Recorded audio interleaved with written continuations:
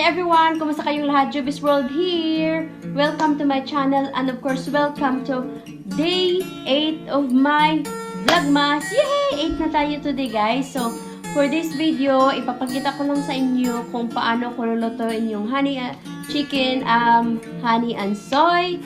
So, but before that guys, ipapakita ko muna sa inyo yung nakuha ng mga boys ko sa kanilang advent calendar kasi nga very special for them talaga. Everyday mag-open sila kung ano ang laman ng kanilang advent calendar. So I hope you enjoy it guys, and then after sa advent calendar isunod ko na yung kung paano ko niluluto yung honey and soy chicken. So enjoy guys, thank you.